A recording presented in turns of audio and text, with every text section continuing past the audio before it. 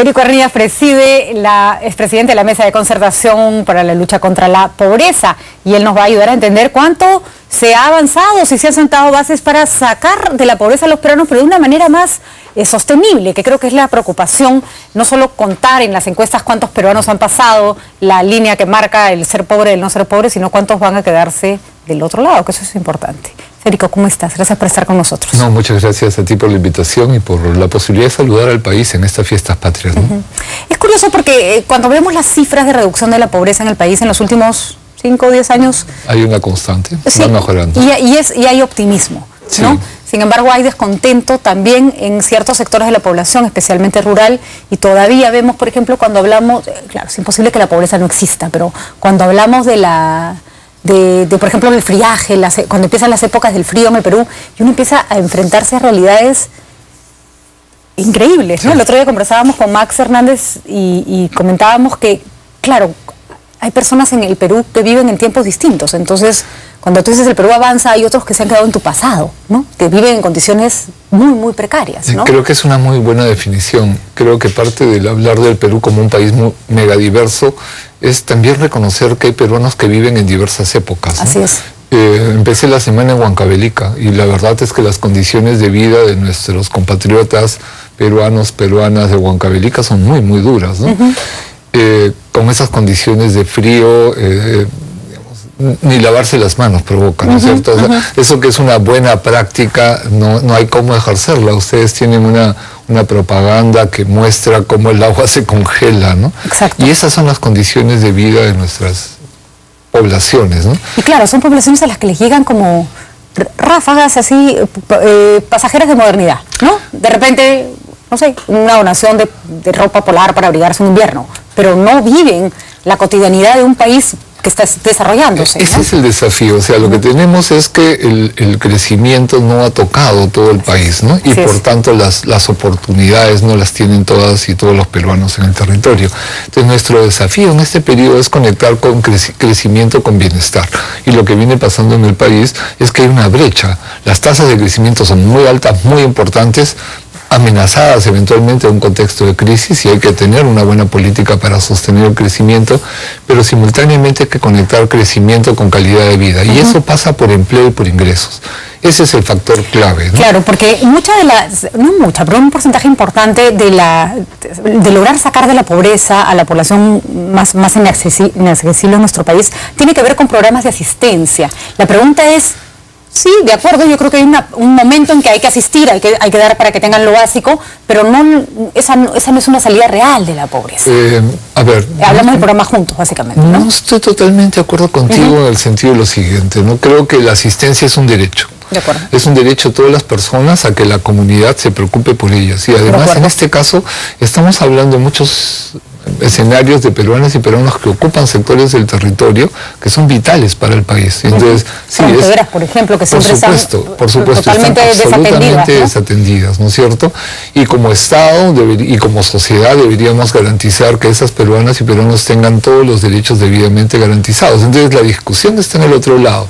Es qué tipo de estrategias tenemos que promover que el mercado no genera solas, y creo que esa es la otra constatación. Yo te diría que el punto clave... Disculpa, antes que siga solo para apresar, pero no estoy en contra de la asistencia, me parece importante, pero como primer paso, ¿o hay gente que tiene que vivir de la asistencia toda su vida? A ver, la asistencia es una condición necesaria mientras tengamos las desigualdades que hay en el país, por supuesto. Y esa asistencia tiene que ir para cerrar brechas y para igualar oportunidades, y ese es el sentido fundamental. Y es parte de una estrategia de desarrollo social. Parte de los problemas que tenemos es que los derechos básicos no están garantizados para todos los peruanos y peruanas en todo el territorio nacional. Y eso es algo que hay que corregir. O sea, cualquier peruano, el derecho al nombre, por ejemplo. Hemos avanzado mucho, pero todavía hay un cachito por cerrar, ¿no? Me parece importantísimo, porque cuando hablamos de derechos básicos, muchas personas no tienen idea de lo básico que son.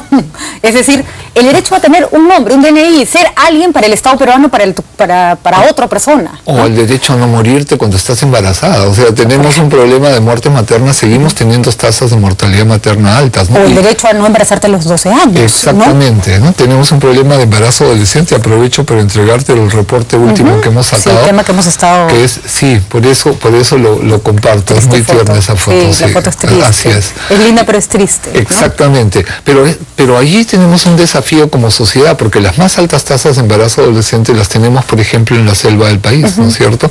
Y sí, hay un elemento cultural, pero también hay un problema de estrategia de intervención. Hemos penalizado, por ejemplo, las relaciones entre adolescentes, y eso lo que ha hecho es que los adolescentes se retiren de los espacios que les permiten el acceso a la información. Entonces, hemos hecho la política al revés, en ese caso. ¿Qué se está planteando? Hay que corregirla. Pero efectivamente tenemos un problema grueso. ¿Dónde está el corazón de nuestro problema? En las zonas rurales. Necesitamos una estrategia que, lo que decimos en la mesa, capitalice al pequeño productor rural, ¿no? Ahora, hay que reconocer que Carolina Trivelli tiene, no solo como ministra, sino como persona que se ha dedicado al tema de lo rural en el Perú, un trabajo serio, largo y que comprende la naturaleza del problema que tiene entre manos. Sin embargo, un ministerio nuevo, chico, como el desarrollo e inclusión social, no puede cargarse sobre los hombros un tema que es transversal a todas las carteras, a todo lo que pasa en este país prácticamente. Ahí hay algunas cosas que vale la pena poner sobre el tapete, ¿no? Creo que la política social en el país, en términos presupuestales, representa más o menos el 35% del gasto público, considerado en su conjunto sin considerar el componente de agricultura, ¿no? Que lo estoy considerando en este caso como económico. Hay que hacer una sinergia entre la intervención económica para generar potencialidades en nuestras poblaciones rurales con los otros servicios. Tema clave, por ejemplo, y Carolina, creo que Carolina con Javier Escobar eran coautores de un estudio que mostraba el impacto positivo que tiene sobre la calidad de vida de la población cuando tú mejoras riego, mejoras caminos, pones electrificación y pones comunicaciones. Esa intervención conjunta tiene un impacto muy importante. Si eso lo combinas con una cosa como Juntos, por ejemplo, que genera oportunidades económicas y refuerzas 3 programas, el articulado nutricional, salud materna neonatal y logros de aprendizaje, estás teniendo una estrategia integral de trabajo en zonas rurales. Ahora, creo que sí hay una mayor, no estoy muy segura de que lo estén aplicando, pero una mayor conciencia en este gobierno, y a ver, corrígeme, Federico, de que la población de 0 a 5, que es muy invisible, porque es una población que depende básicamente, que está en casa, que depende de si la madre quiere que ese niño asista o no asista a un chequeo, la criaturita ni siquiera va al colegio, no lo tienen donde pescarla, digamos. Así es. Me parece que hay una conciencia muy clara de que esa población es especialmente importante. Yo creo que ahí hay una ganancia país, ¿no? Lo que hemos logrado en estos años como país es un reconocimiento de la prioridad en la infancia y en especial en la primera infancia. Pero el propio ministro Castilla, en un evento de hace un par de semanas, ¿no? Donde estaba Carolina Trivelli y estaba Patricia Salas, reconocía que mientras que las cifras de la economía están en azul, las cifras de lo social todavía siguen en rojo, ¿no? Sí. Y ese hecho me parece que es un punto de partida. El ministro de Economía lo dio, me parece un logro, ¿no? Me parece muy importante tomar eso como punto de partida, porque lo que hay que hacer ahora es entonces ver qué cosas hay que corregir o qué cosas hay que reforzar. El Ministerio del MIDIS acaba de sacar una resolución ministerial de lineamientos de intervención en función de las áreas de desarrollo rural, que me parecen, son 1.455 distritos, ¿no? Que me parece clave. Yo quisiera remarcar allí un punto que me parece sustantivo, que está planteado como parte de la estrategia, que es lo que llaman la articulación. Es lo que la mesa promueve desde su creación, ¿no? O sea, cómo sumamos el esfuerzo dentro del Estado, de todos los sectores y niveles de gobierno, con a su vez el esfuerzo de la sociedad. Eso es un punto que hemos en los últimos años devaluado y que hay que recuperar, los planes de desarrollo concertado. Fíjate, articular supone tener objetivos comunes y ver para ese objetivo común qué le toca hacer a cada uno, ¿no? Creo que eso es lo que hay que hacer, y la herramienta constitucional, dicho sea de paso, ¿no? Porque cuando se hace la reforma descentralista, la clave de la reforma descentralista son los planes de desarrollo concertado. Creo que eso hay que ponerlo por delante para articular la acción, ¿no? Ahora, hay un tema que es fundamental, Federico, y lo conversábamos, por ejemplo, ayer con el ex canciller García Belaúnde. Por ejemplo, gracias, hay que decirlo, al diferendo marítimo con Chile y con los conflictos que ha habido con Chile, en el Perú empieza a haber una tradición de continuar con la política de relaciones exteriores, que nadie descubre la pólvora y todos continúan lo que ha hecho el anterior. ¿Cómo hacemos para que eso también ocurra en estos ámbitos? Yo creo que eso está ocurriendo en estos ámbitos y eso era una de las cosas que quería compartir contigo y con nuestros televidentes, ¿no? Creo que una de las cosas que hemos logrado hacer en los últimos, no sé, 8 años o 10 años en el país es ir acumulando una manera, un aprendizaje de cómo se hacen las cosas para lograr resultados, ¿no? Estas campañas iniciales que venían desde la academia, Save the Children, por ejemplo, fue un socio de la Universidad del Pacífico sobre la inversión pública en infancia, ¿no? Estos trabajos de primero la inversión pública en infancia, ese es un concepto que ya está instalado. En función de eso está el tema de las actividades prioritarias que se discuten en la mesa del 2004-2005, el Acuerdo Nacional las hace suya, se meten en la Ley de Equilibrio Financiero, ¿no?, del 2006. ¿Y eso se traduce en políticas? Por supuesto, porque mira, el viejo problema del país, ¿no?, es que tú tienes los derechos enunciados por acá, los planes por acá y el presupuesto por acá. Y lo que se ha venido haciendo en el último tiempo es vincular derechos, planes y presupuesto en una herramienta conjunta. Una cosa que ha hecho este gobierno y que me parece que es muy importante es la aprobación del Plan Nacional de Acción por la Infancia, que usa el enfoque de derechos, de ciclo de vida, que pone la infancia en el centro. Y desde mi punto de vista es lo que yo llamaría un plan de nueva generación, un plan que vincula los derechos con los programas presupuestales que se requieren para garantizar esos derechos. Nosotros hemos hecho una evaluación de cuántos recursos hay hoy día en el presupuesto, en ejecución, que responden a ese enfoque. A junio de este año, al cierre del mes de junio, lo que tenemos identificado son más de 14.000 millones de soles que están asignados. Es una razonable cantidad de plata, no cierra todas las brechas por si acaso, pero eso ya está respondiendo a este enfoque de derechos. Y entonces tú revisas las metas del plan en términos de reducción de la mortalidad materna, reducción de la mortalidad neonatal, reducción de la desnutrición crónica, que es un tema clave, ¿no es cierto?, de la anemia, 40% de nuestras niñas y niños menores de 3 años con anemia. Y tú ves cómo se van asignando, es terrible. A veces parecemos que hemos vuelto al medioevo, pues, ¿no? Gente con unas tuberculosis imposibles, acaban de decir que está recrudeciendo la lepra, no sé en dónde, lepra, me olvidó que existe. Pero fíjate, hemos mejorado en esta década y hemos mejorado conforme estas herramientas las hemos ido articulando y afinando. Entonces, sí hay política de Estado, yo diría que hay una herramienta de gestión que se aprueba ahora, que recoge todo lo aprendido y que nos equipa como sociedad, ¿no?, para trabajar en los 3 niveles. Te parecerá naif mi observación, pero yo creo que además que haya un presidente que tiene hijos chiquitos, ayuda, ¿no? Uno está más sensible a los problemas de los niños.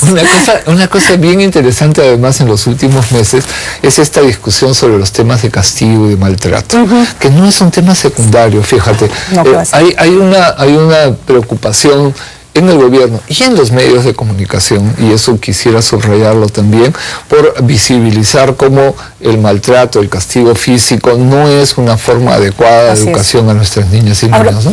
Te hago una pregunta sobre un hecho que sí me pareció bueno y a la vez polémico. Es esta preocupación por los niños que están de alguna manera capturados por Sendero Luminoso en el BRAE, pero del cual hablábamos con representantes de Save the Children y nos decían muy bien que el gobierno se ocupe, pero queremos un plan de acción que muestre lo que van a hacer y que no parezca una noticia que aparece cada vez que se necesita, no sé, mostrar una buena acción, digamos, ¿no? Uno tiene derecho a publicitar sus buenas prácticas, pero no tiene derecho a usar un tema tan delicado, ¿no? Y se puede estar haciendo eso, no se esté haciendo, ¿no? Yo creo que todos hemos reclamado, lo hemos hecho en la mesa, justamente con SAFE compartimos en el marco de la mesa un grupo de trabajo sobre la situación de la infancia y nos hemos pronunciado en varias oportunidades sobre la utilización de niñas y niños para actividades de violencia que tienen que ver con Sendero por un lado, pero también con el narcotráfico o con el crimen.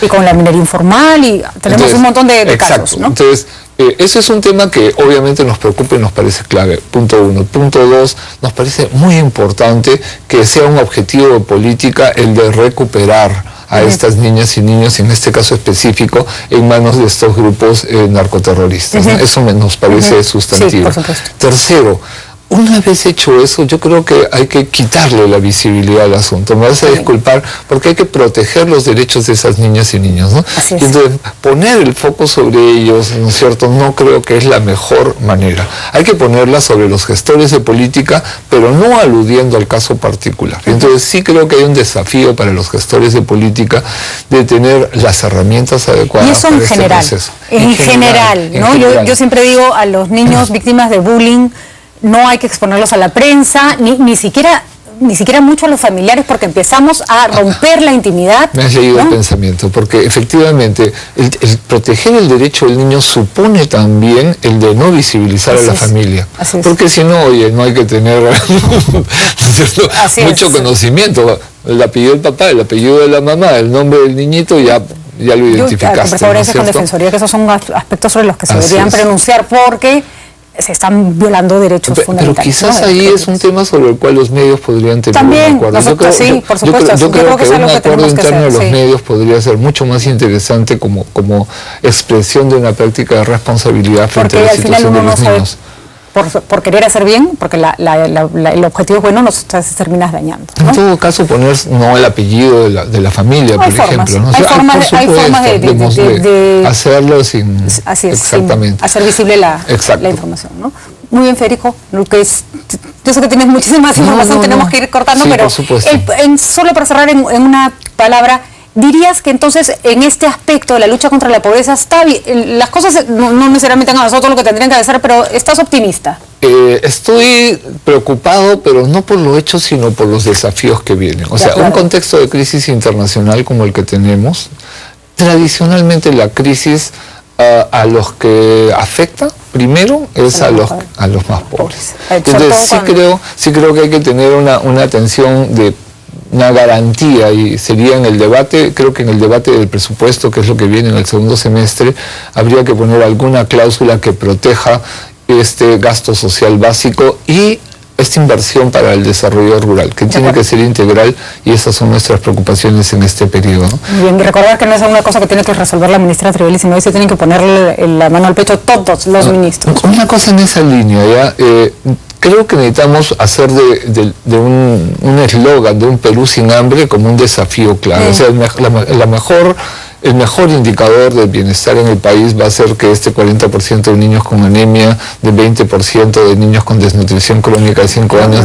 No podemos ir vendiendo un país con riqueza gastronómica, con tantos niños desnutridos. Así es, y eso pasa por seguridad alimentaria, un buen desarrollo rural. Además, según la noticia del día, ¿no es cierto?, los precios de los alimentos a nivel internacional van a subir. Entonces, reforzar a nuestros productores nacionales con riego tecnificado, con acceso a mercados, es proteger la seguridad alimentaria de ellos, de sus familias y también de las poblaciones urbanas, porque ellos nos alimentan a nosotros. Muy bien, muchísimas gracias, Federico. Muchas gracias. Es importantísimo hablar contigo, y esperemos que esos grandes desafíos a los que se enfrenta el gobierno en este segundo año empiecen a ser resueltos. Nos vamos a una pausa y volvemos.